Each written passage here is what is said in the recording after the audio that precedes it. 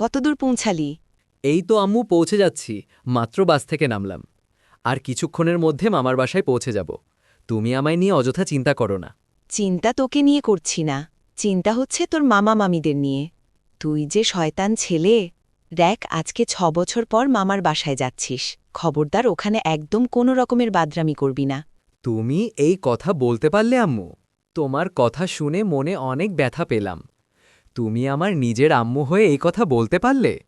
যদিও বা আমার মাঝে মাঝে তোমাকে দেখে মনে সন্দেহ জাগে যে আমার মতো এমন একটা কিউট পোলা তোমার সন্তান হলাম কি করে। এই শয়তান ছেলে, একদম ফালতু কথা বলবি না। চুপচাপ ভাইয়ার বাসায় চলে যা। ধমকাচ্ছ কেন? সত্য কথা বললে সবার ছ্যাঁকা লাগে, যেমন এখন তোমার লাগলো। আর একটা ফালতু কথা বললে ঠাঠিয়ে তোর মুখ বন্ধ করে দেব। কেমন শয়তান ছেলে! নিজের মাকে কেউ এমন কথা বলে? কেউ বলুক আর নাই বলুক, আমি বলবো, আমি হলাম সত্যবাদী। সারা জীবন সত্যের পথে চলে আসছি, আর চলতে থাকব। এতে আমার কোনো ভয় নেই।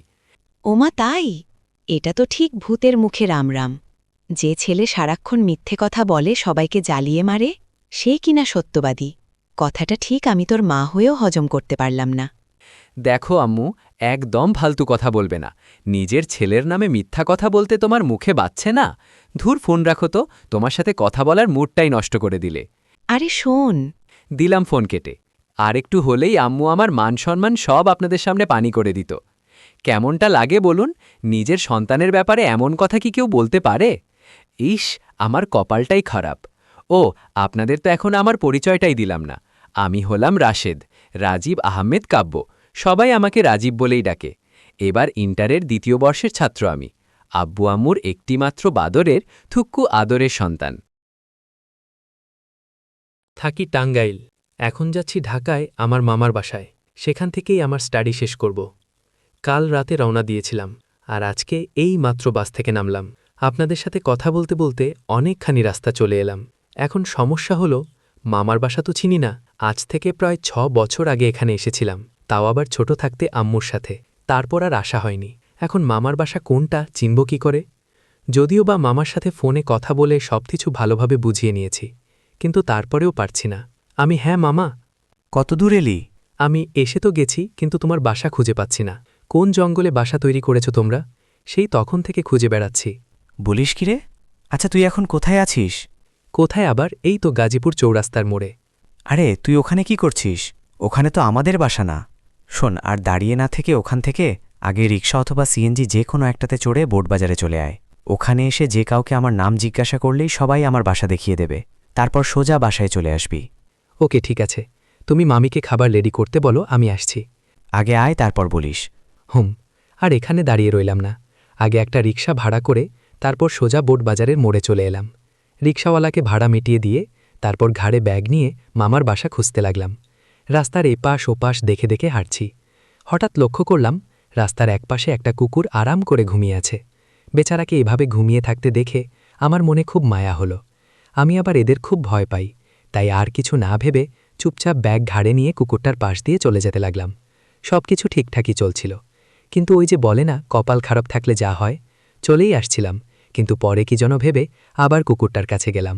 তারপর রাস্তায় পড়ে থাকা একটা ছোট্ট পাথরের টুকরো নিয়ে দিলাম এক ঢিল। ব্যাস, তাতেই সব হয়ে গেল। সালার কুকুর সাথে সাথে ঘুম থেকে জেগে গেল। তারপর ভাউ ভাউ করতে করতে আমার দিকে দৌড়। এদিকে আমিও আর দাঁড়িয়ে না থেকে দিলাম এক দৌড়। তবে বেশিক্ষণ দৌড়াতে পারলাম না। ব্যাটা আমার কাছেই চলে এসেছিল। জানের ভয়ে আগে পিছে না ভেবে সামনে কাউকে আসতে দেখে সাথে সাথে তাকে জড়িয়ে ধরে তার কোলে চড়ে বসলাম। দেখলামও না ওটা মেয়ে নাকি ছেলে। এদিকে কুকুর বাবাজির আমার এমন অবস্থা দেখে মনে হয় তার মনে আমার জন্য কিছুটা দয়া জন্মেছে। বেচারা আর সেখানে দাঁড়িয়ে না থেকে চুপচাপ চলে গেল। আমিও সাথে সাথে হাঁপ ছেড়ে বাঁচলাম। যাক বাবা, কোনো মতে বাঁচা গেল। তখন যদি তার কোলে না উঠতাম, তাহলে আজকে আমায় হাসপাতালে যেতে হতো। কিন্তু আমি জড়িয়ে ধরলাম টাকাকে। এই ছেলে, আপনি আমার জড়িয়ে ধরেছেন কেন? ছাড়ুন বলছি। কথাটা শোনার সাথে সাথে যাকে দৌড়ে এসে জড়িয়ে ধরেছিলাম তাকে ছেড়ে দিলাম। তাকে ছেড়ে দিয়ে দেখতে লাগলাম যে আসলে আমি জড়িয়ে ধরেছিলাম টাকাকে। কিন্তু এ কি? এ আমি কাকে দেখছি? এ তো নীল পরী। তার মানে একেই তখন না দেখে কুকুরের ভয়ে জড়িয়ে ধরেছি। তাই তো বলি, যাকে জড়িয়ে ধরেছি তার শরীরটা এত নরম কেন? মেয়েটা দেখতে তো একদম সেই লেভেলের ঝাক্কাস সুন্দরী। হিজাব পরে আরও বেশি সুন্দর লাগছে তাকে। কিন্তু মেয়েটার দিকে তাকিয়ে দেখলাম আমার উপর পুরো রেগে আছে। জি? আপু আমাকে বলছেন? আপনি ছাড়া এখানে আশেপাশে আর কেউ কি আছে? কাউকে কি দেখতে পাচ্ছেন? জি আছে, কিন্তু তারা হয়তো আপনার সাথে কথা বলবে না। আপনার কথার যে ঝাঁজ, ভয়ে কেউ আশেপাশেও আসবে না। ফাজলামি করছেন আমার সাথে? একে তো অন্যায় করেছেন, তার উপর আবার বড় বড় লেকচার ছাড়ছেন। অন্যায়? আমি আবার কখন কি অন্যায় করলাম? আমার মতো নাদান বাচ্চা কি কখনো কোনো অন্যায় কাজ করতে পারে? মস্করা করেন আমার সাথে। আপনি আমায় না বলে জড়িয়ে ধরেছিলেন কেন? তার উপর আবার জড়িয়ে ধরে সোজা কোলে উঠে গেছেন। আরেকটু হলে তো আমি পড়েই যেতাম। ও সরি, আপনাকে না বলে জড়িয়ে ধরার কারণে। আসলে তখন আমার পিছনে কয়েকটা সুন্দরী মেয়ে তাড়া করছিল। তাদের অনেকভাবে বোঝালাম, কিন্তু তারা কিছুতেই বুঝতে চাইছিল না। তাদের নাকি আমায় চাই চাই। শেষে কোনো উপায় না পেয়ে দৌড়ে পালিয়ে আসছিলাম, কিন্তু এক সময় যখন আর পারলাম না, তখন আগে পিছে না ভেবে তাদের হাত থেকে বাঁচার জন্য আপনাকে জড়িয়ে ধরেছিলাম। তাই বলে আমার কোলে চেপে যাবেন? আর হ্যাঁ, আপনি কোলে ওঠার জন্য আর কাউকে দেখতে পেলেন না? আমাকে এসেই জড়িয়ে ধরতে হবে? যত সব ফালতু ছালে। আমি আপনাদের মতো ছেলেদের অনেক ভালোভাবে জানি। সারাক্ষণ শুধু মেয়েদের পিছন পিছন কুকুরের মতো লেগে থাকেন। ওহে বালিকা, মুখ সামলে কথা বলো। আমরা ছেলেরা মোটেও এমন না। নিজের দোষ বিনা কারণে অন্যের ঘাড়ে চাপিয়ে দিচ্ছ। তুমি কোন মহাসুন্দরী হে যে তোমায় জড়িয়ে ধরতে যাব? আমার কি দেশে মেয়ের অভাব পড়ছে নাকি? কি? এ তো বড় কথা। তা নয় তো কি, আমি তো জড়িয়ে ধরার আগে ভেবেছিলাম যে সামনে যেটা আছে ওটা মনে হয় রাস্তার পাশে দাঁড়িয়ে থাকা একটা খাম্বা। যদি জানতাম যে আপনার মতো একটা আটা ময়দা মাখা পেতনি আসছে, তাহলে কোনোদিন জড়িয়ে ধরতাম না। আমার কথা শুনে তো বালিকা বিনা তেলে পুরো 420 ভোল্টে জ্বলে উঠল। আর একটা ফালতু কথা বললে থাপ্পড় দিয়ে তোর মুখ বাঁকা করে দেব। শয়তান ছেলে কোথাকার! একে তো আমায় বিনা অনুমতিতে জড়িয়ে ধরেছিস, তার উপর আমায় পেতনিও বলছিস। আর একটা ফালতু কথা বললে রাস্তার মাঝে তোকে জুতো পেটা করব। আমি মনে হয় তখন আপনার হাতে মার খাওয়ার জন্য হাতে হাত রেখে বসে থাকব। থাপ্পড় আমিও দিতে জানি। আমার সাথে অন্যায় করতে আসবেন তো আমিও আপনার সাথে অন্যায় করব।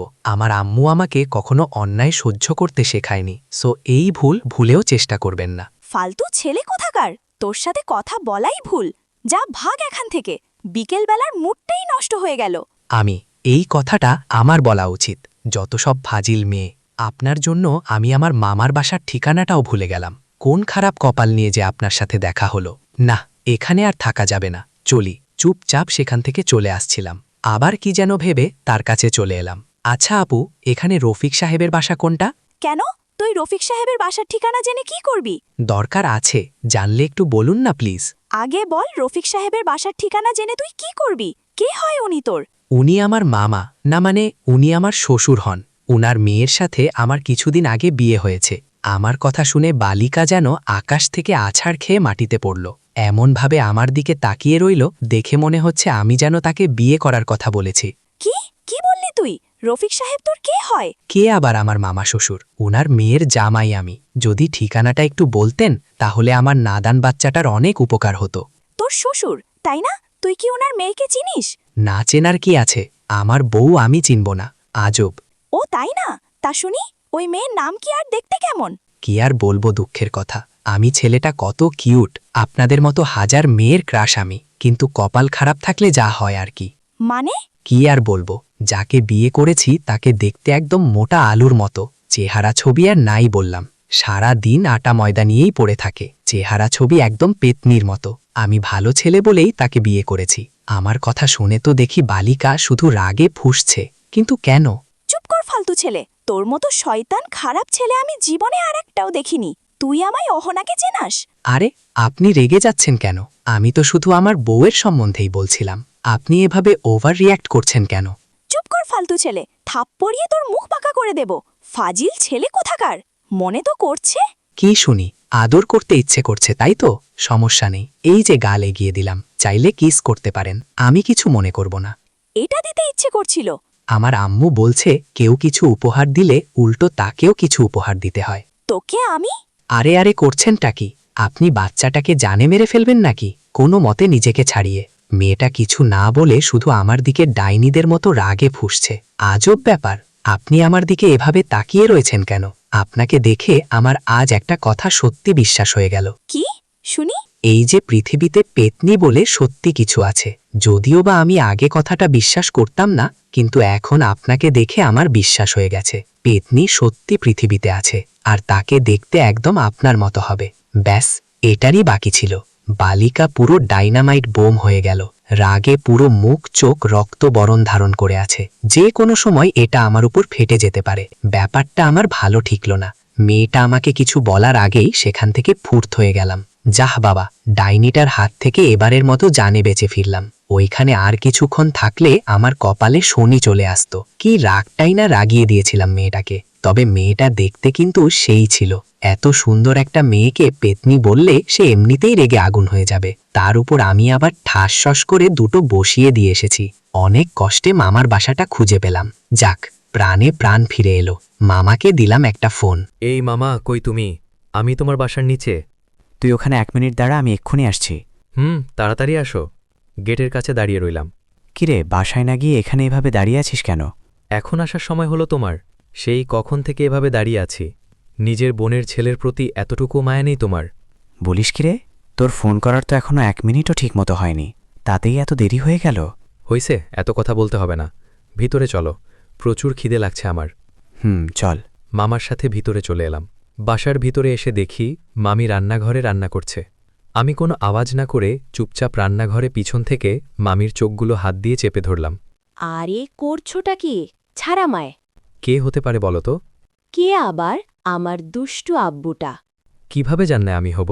কারণ আমি আমার এই পাজি ছেলেটার আওয়াজ অনেক ভালোভাবে বুঝতে পারি। তাছাড়া এই কাজ একমাত্র তুই ছাড়া কেউ করে না। আসতে এত দেরি হলো কেন? আর তোকে এখানে আসতে কে বলছে? এখানে কে আছে তোর? তা তো ঠিক। কে আবার? আমার এই সুইট কিউট মামিটা আছে না? এতদিন পর আমাদের কথা মনে পড়ল? সেই কবে এসেছিলি আর আজকে এলি। আমার বুঝি তোকে দেখতে ইচ্ছে করে না? মামিকে জড়িয়ে ধরে কথাগুলো বললাম। কি করব বলো? তুমি তো আব্বু আম্মুরে চেনো। আমায় নিজের এলাকা ছাড়া বাইরে কোথাও যেতেই দেয় না। এবার কত কষ্টে এখানে এলাম। খুব ভালো করেছিস। এখন যা গিয়ে ফ্রেশ হয়ে নে। আমি টেবিলে খাবার বেড়ে দিচ্ছি। জলদি করো, প্রচুর খিদে পেয়েছে আমার। আমি জানি, তাই তো তোর সব পছন্দের খাবারগুলো রান্না করেছি। আমি এখনই ফ্রেশ হয়ে আসছি। চলে যাচ্ছিলাম, তারপর আবার ফিরে এলাম। ওয়াশরুম কোনটাতে? ওইটা অহনার রুম। ওখানে গিয়ে ফ্রেশ হয়ে নে। অহনা মানে? কার কথা বলছো তুমি? কার আবার? আমার মেয়ের। তোর মনে নেই ছোটবেলায় যার সাথে তুই সারাক্ষণ খেলাধুলো করতি? ছোটবেলায় কি করেছি না করেছি তা কি এখন মনে থাকে নাকি? তা তোমার মেয়ে কই? ছিল, ঘণ্টাখানেক আগে বাইরে বের হয়ে গেছে। চলে আসবে কিছুক্ষণ পর। ও আচ্ছা। আর কিছু না বলে রুমে চলে এলাম। বাহ, রুমটা তো অনেক গুছানো। দেখেই বোঝা যাচ্ছে মেয়েটা পরিষ্কার পরিচ্ছন্ন থাকতে পছন্দ করে। যাক, এখন থেকে এই রুমেই আরাম করে থাকা যাবে। মামি, কি হলো, খেতে দাও? বললাম না প্রচুর খিদে পেয়েছে। আরে আগে খাবার টেবিলে বসবি তো নাকি? তারপর না হয় খাবার বেড়ে দিব। আচ্ছা, আসতেছি, দাও তাড়াতাড়ি। খাবারের আইটেম দেখে আর তো সই ছিল না। সাথে সাথে কাজে লেগে পড়লাম। মামি, তোমার রান্নাটা কিন্তু সত্যিই অন্যরকম। কতদিন পর তোমার হাতের এমন রান্না খাচ্ছি। আচ্ছা আয়, নে। এখন থেকে প্রতিদিন তোকে এমনভাবে রান্না করে খাওয়াবো। সত্যি বলছো? এখন চুপচাপ খাওয়া শেষ কর। খাবার খেতে খেতে কথা বলতে হয় না। ঠিক বলেছ। মনের সুখে নিজের পছন্দের খাবার খাচ্ছি। এরই মাঝে হঠাৎ করে বাসার কলিং বেল বেজে উঠল। মনে হয় তিথি এসে গেছে। তুই বসে আরাম করে খাওয়া শেষ কর, আমি দরজাটা খুলে দিয়ে আসি। আচ্ছা, ঠিক আছে। মামি চলে গেল দরজা খোলার জন্য। কি ব্যাপার? সেই কখন গেছিস? আসতে এত দেরি হলো কেন? আর বলো না, রাস্তায় যাওয়ার সময় একটা শয়তান কুত্তার সাথে দেখা হয়ে গেছিল। বলিস কি? তোকে কোথাও কামড় টামড় দেয়নি তো? আরে না, কামড় কেন দিতে যাবে? তার আগেই ঠাট্টিয়ে কুত্তাটাকে সোজা করে দিয়েছি। মানে? কিছু না, তুমি আর এত প্রশ্ন করো না তো। আচ্ছা ঠিক আছে, এখন যা গিয়ে ফ্রেশ হয়ে নে। খাবার বেড়ে দিচ্ছি, খেয়ে নে। আচ্ছা। ও হ্যাঁ, তোকে তো বলতে ভুলেই গেছিলাম। বাসায় রাজীব এসেছে। এখন থেকে তোর কলেজেই স্টাডি করবে। রাজীব মানে তোমার ওই প্রিয় শয়তান ছেলেটা? শয়তান কেন বলছিস? ছেলেটা আমার কত ভদ্র জানিস? সেটা তো ফুপুর কাছ থেকে অনেক ভালো করেই শুনেছি। ওসব কথা রাখ, যা গিয়ে ছেলেটার সাথে কথা বলে আয়। চলো। আমার খাওয়া দাওয়া শেষ, তাই ফোনটা নিয়ে সোফার ওপর বসে ফোন টিপছি। হাই, আমি অহনা। হ্যালো, আমি রাজি। বলার আগেই পুরাই শকড হয়ে গেলাম। এই আমি কাকে দেখছি? এটা তো সেই মেয়েটা। কিন্তু ও এখানে কি করছে? মেয়েটা তো আমায় দেখে প্রথমে হালকা অবাক হলো, তারপর আবারও তখনকার মতো তেলে পানিতে জ্বলে উঠল। তুই এই ফাজিল ছেলে, তুই এখানে কি করছিস? এটা আমারও কথা। আপনি এখানে কি করতে আসছেন? আমার বাড়িতে আমি আসবো নাকি তোর মাথা আসবে? ওর বাড়ি কথাটা শুনে মাথাটাই ঘুরে গেল। তার মানে এই হলো অহনা, মামা মামির একমাত্র মেয়ে, আর আমি কিনা তখন ওকেই যা খুশি তাই বলে গেছে। এখন কি বলি? এই অহনা, তুই রাজীবের সাথে এভাবে কথা বলছিস কেন? আম্মু, তুমি জানো না এই শয়তান ছেলেটা তখন কি করেছে আমার সাথে? 1 মিনিট, রাজীব মানে এ কি তাহলে ফুপির ছেলে? আমিই তোমার ফুফির ছেলে। এবার বিশ্বাস হলো তো? তখন এত করে বললাম, আমার কথা বিশ্বাস হলো এবার? এই, তোরা কি একজন আরেকজনকে আগে থেকে চিনিস নাকি? না, আজকে সকালে রাস্তায় এই শয়তান ছেলেটার সাথে দেখা হয়েছিল। বড্ড খারাপ ছেলে একটা। এর জন্যই আমার এত লেট হয়ে গেল। দেখো মামি, তোমার সামনেই আমায় খারাপ ছেলে বলছে, এটা কিন্তু ঠিক না। তখন এমনিতেই সামান্য তোমাদের বাসার ঠিকানাটা জিজ্ঞাসা করাতে এই মেয়ে আমায় অনেক কথা শুনিয়েছে। এখন আবার তোমার সামনেই আমায় যাতা বলে অপমান করছে। আমি কিন্তু আর এখানে আসব না। কি সব কথা বলছিস আব্বু তুই? আসবে না মানে? আর এই অহনা, তুই আমার ছেলেটার সাথে এভাবে কথা বলছিস কেন? তোকে ভদ্রভাবে কথা বলতে শেখাইনি আমি? খবরদার, আমার ছেলেটার সাথে লাগতে আসবি না, নইলে কিন্তু। আম্মু, তুমি জানো না ও তখন আমায় রাস্তায় কি বলেছে? আমার এত কিছু জানার কোনো ইচ্ছে নেই। চুপচাপ গিয়ে ফ্রেশ হয়ে নে। আব্বু, তুইও তাহলে এখন গিয়ে আরাম কর। এমনিতেই কাল সারা রাত জার্নি করে এসেছিস। মামি ঠিকই বলছো। আমি গিয়ে হালকা ঘুমিয়ে নেই। মামির সাথে কথা বলে রুমে চলে এলাম। শরীর আসলেই ক্লান্ত। বিছানায় গিয়ে আর কিছু না ভেবে শুয়ে পড়লাম। শুধু চোখে ঘুম ঘুম ভাবটা চলে এসেছে। ঠিক তখনই কে জানি বাথরুম থেকে বের হলো। কি যেন ভেবে চোখগুলো খুলে হালকা তাকালাম, কিন্তু তাকিয়ে যা দেখলাম তাতে আমি পুরোই শেষ। মুখ দিয়ে কোনো আওয়াজ বের হচ্ছে না। আমি কিছু না বলে শুধু হা হয়ে সামনের দিকে চেয়ে আছি। এদিকে অহনা টাওয়েলটা রেখে নিজের কাপড় পরতে ব্যস্ত। কাপড় পরা যখন শেষ, তখন শুধু পিছনে ফিরে আমার দিকে তাকিয়েছে। আম্মু, এখনও ধ্যানের মধ্যেই আছি। এদিকে অহনার এমন চিৎকার শুনে মামা দৌড়ে রুমে চলে আসছে। তার কিছুক্ষণ পর মামিও আসলো। এই কি হলো? এভাবে চিৎকার করছিস কেন? এই ছেলেটা আমার রুমে কি করছে? দেখতেই তো পাচ্ছিস, বিছানায় শুয়ে আছে। কেন, কি হয়েছে? ঘুমানোর জন্য আর কোনো রুম ছিল না? আমার রুমেই এসে ঘুমোতে হবে? আর কারো রুমে ঢুকার আগে দরজায় নক করতে হয়, সেটা জানে না? বাসায় গেস্ট রুমটা এখনও পরিষ্কার করা হয়নি। তাছাড়া ছেলেটা রাতে জার্নি করে এসে অনেক ক্লান্ত, তাই আমি নিজেই ওকে তোর রুমে গিয়ে ঘুমোতে বললাম। কিন্তু তাই বলে রুমে ঢুকার আগে দরজায় নক করবে না? আচ্ছা, হয়েছেটা কি বলতো? সামান্য একটা বিষয় নিয়ে এভাবে ওভাররিয়্যাক্ট করছিস কেন? সামান্য ব্যাপার বলছো তুমি? জানো তোমার এই পাজি ছেলে কি করেছে? আমার কি দোষ বলো মামি? ক্লান্ত ছিলাম অনেক, তাই ভাবলাম রুমে এসে একটু আরাম করে নেই। এখানে এসে দেখি রুমের দরজা খোলা ছিল, তাই আর নক করিনি। আমি কি জানতাম নাকি যে তোমায় মেয়ে? না, কিছু না, তোমরা এখন যাও। ছেলেটাকে আগে কথাটা তো শেষ করতে দে। না, আর কিছু শুনতে হবে না, যাও তো তোমরা। পাগলি মেয়ে কথাকার। অহনা মুখ চেপে ধরেছে। মামা মামি রুম থেকে বের হয়ে চলে গেল। অহনা এতক্ষণ পর আমার মুখ থেকে নিজের হাত সরালো। এরপর আমার দিকে অগ্নিদৃষ্টিতে তাকালো। তুই আমায় রুমে কখন এসেছিলি? বেশিক্ষণ না, মিনিট 20 হবে। কেন? মানে তুই এতক্ষণ ধরে রুমের মাঝে ছিলি, আর আমি কিনা কিছু না দেখেই? এই, তুই কি কিছু দেখেছিস? না তো, কোথায় কি দেখলাম? উফ, যাক বাঁচা গেল।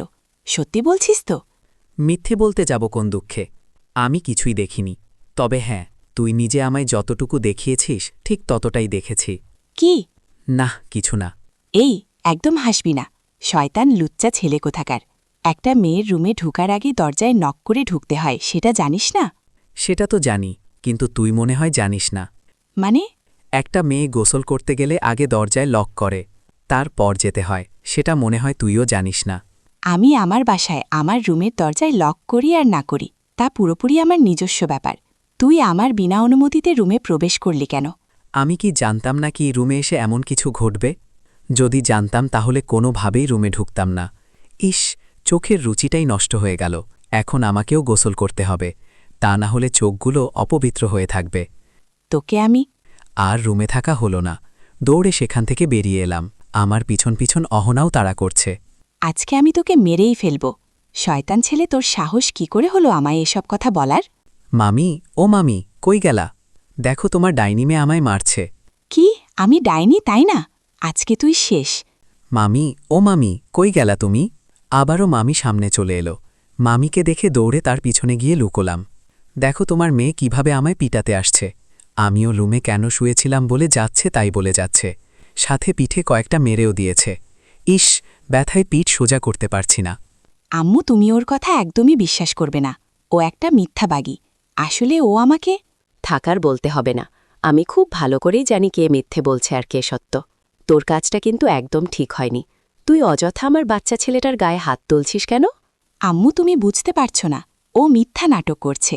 আসলে সত্য কথা হলো ও আমায় রুমে তো কি হয়েছে? না হয়তো রুমটা অনেক সুন্দর, তাই বলে আমায় রুমে ঘুমোতে দিবি না, এভাবে রুম থেকে বের করে দিবি? আমি কি তোর রুমে সারাক্ষণ থাকার জন্য ঢুকেছিলাম নাকি? মানে, তোর কথার তো কিছুই বুঝতে পারছি না আব্বু। আর বলো না মামি, খেয়ে দিয়ে ভাবলাম রুমে গিয়ে একটু আরাম করে শুই, কিন্তু কোন রুমে ঘুমোবো সেটা তো জানতাম না। অনেক খোঁজাখুঁজি করে তোমার মেয়ের রুমটা দেখতে পেলাম। রুমটা গোছানো দেখে আমার অনেক ভালো লাগলো, তাই আর কিছু না ভেবে বিছানায় গিয়ে শুধু শুয়েছি। ঠিক সেই সময় তোমার মেয়ে এসে আমার উপর অত্যাচার শুরু করে দিল। এই রকম সুন্দর সুন্দর রোমান্টিক গল্প শুনতে চ্যানেলটি সাবস্ক্রাইব করে পাশে থাকুন। গল্পটি ভালো লাগলে অবশ্যই লাইক করবেন এবং গল্পের দ্বিতীয় পর্ব শুনতে চাইলে কমেন্ট করে জানাবেন। যারা গল্পটি শেষ পর্যন্ত শুনেছেন তাদেরকে অসংখ্য ধন্যবাদ।